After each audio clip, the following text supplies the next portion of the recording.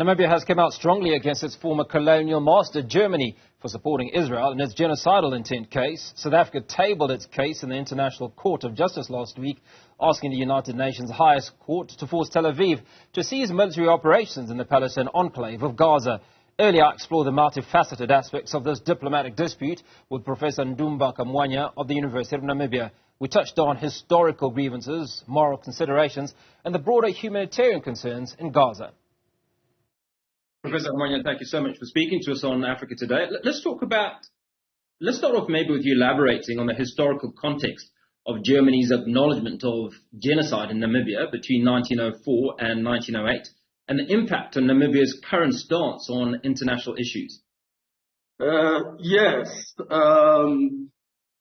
Namibia went through many stages before independence. Before Namibia obtained its independence. As we know that we went first through the German colonialism and later on the apartheid South Africa colonialism. So it is important to know that through German colonialism,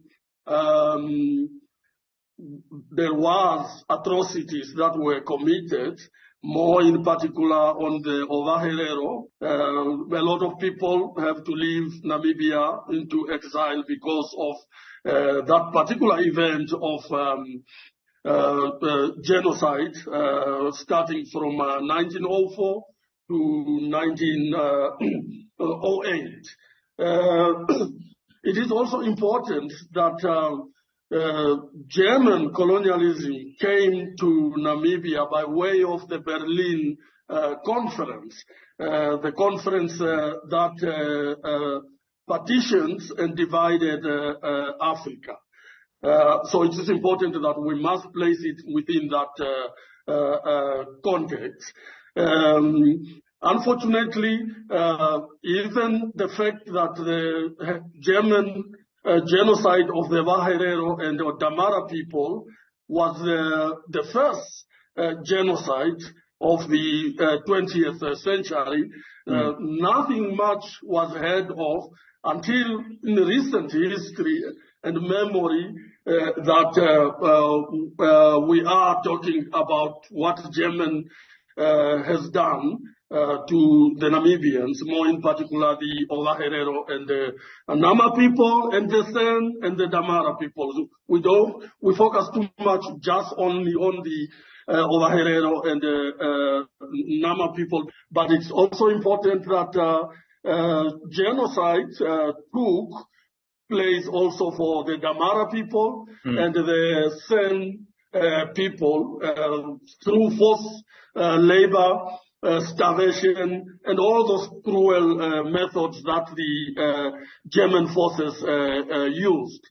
Can we draw parallels to the situation in that genocide between 1904 and 1908 in Namibia and what the people of Gaza are experiencing at the moment? Exactly. We can draw a parallelism in the fact that if you see what is happening in Gaza, first of all, Namibia being under the apartheid South Africa colonialism, and what the people of Gaza are experiencing in Palestine, it's being referred to as sort of the apartheid policies and apartheid state. So the events of last year, the attack on Gaza, the suffering that we are seeing there, the humanitarian crisis, the Namibian government forcefully issued that strong statement to condemn German support for Israel. Definitely from that historical perspective, many Namibians, including the government, see the parallelism of similar events like what happened in 1904 to 1908 with the Ovaherero and the Ovadamara people, Nama people. Now, what might be surprising to many people but certainly is Germany's stance. And this was, I suppose, raised in that statement made by Namibian President Henge Geingob a few days ago. And so from Namibia's perspective, how does Germany's historical acknowledgement of genocide in Namibia align with its current support for Israel in the face of genocide allegations?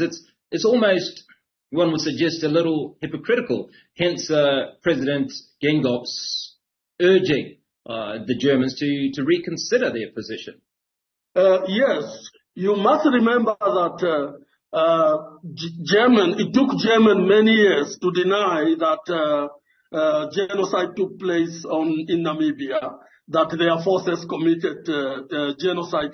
It also took the government of Namibia really to come up with a strategy to engage in negotiation with the German government, which they did. And remember that negotiation took almost 5 years or 6 years, if I'm not mistaken. The reason is simply because that Germany did not want to acknowledge certain demands from the Namibian government. But anyway, an agreement was reached, I think it's 2 years or 3 years ago, between the Namibian government and the German government. But remember also that that negotiation in itself is and was controversial, more in particular that the victim groups, more in particular from the Ovaherero and the Nama people, felt that they were sidelined, that they were not on the table, and that the government should have enabled them so that they can directly negotiate with German. But nevertheless, that did not happen. And then it took that 5 years of negotiation between the two governments here in Namibia and civic groups here in Namibia. So the first aspect is the amount itself. It was questioned, which the German basically are saying is compensation, because they did not want to mention the name reparation. That is one of the controversy issue there. And the two, the fact that the victim group feel that Germany is not genuine and authentic in terms of the acknowledgement of the term genocide. And if you read that document, you will realize that the language used is still questionable, in the sense that they are saying that we acknowledge, based on the current time and the modern time, we do acknowledge that genocide took place in Namibia. What does that mean? So that means that they are not really fully being accountable and acknowledging that it did took. They are based on today's time. So that was one aspect. The Namibian government, even if that they issued a strong statement on German support for Israel, they also, the victim groups also feel that it is hypocrisy, because the victim groups have been always pushing the government to be firm in dealing with the German government, but they opted for that negotiation and for an agreement that was seen as an insult to the victims group. So the perspective here from Namibia, while they allowed the Namibian government strong statement against Germany, which suggests that Germany hasn't been really authentic in this negotiation by not being sensitive to the situation here in Namibia. Many people applaud the Namibian government, but they are questioning also the aspect that there have been calls that this negotiation is not firm, that Namibia is being manipulated by the German government. Now, Professor, there's a school of thought that seems to suggest that one of the reasons that the Germans have aligned themselves with Israel is that if they don't, and Israel then loses this case, that it potentially opens a can of worms.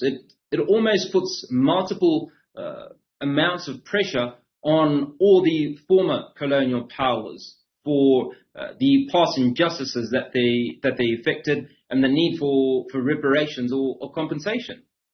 What I can say, that the case that South Africa has launched, whether South Africa will win or not, it also has brought more opportunities in terms of colonial atrocities that were committed by the European powers, including the Herero and the Nama genocide here in Namibia, that it has put on the table an option among the other options to take Yemen to the International Court of Justice or the International Criminal Court, and also that it is bringing up the memories of the colonial atrocities, conducted by the European power that divided the continent to themselves.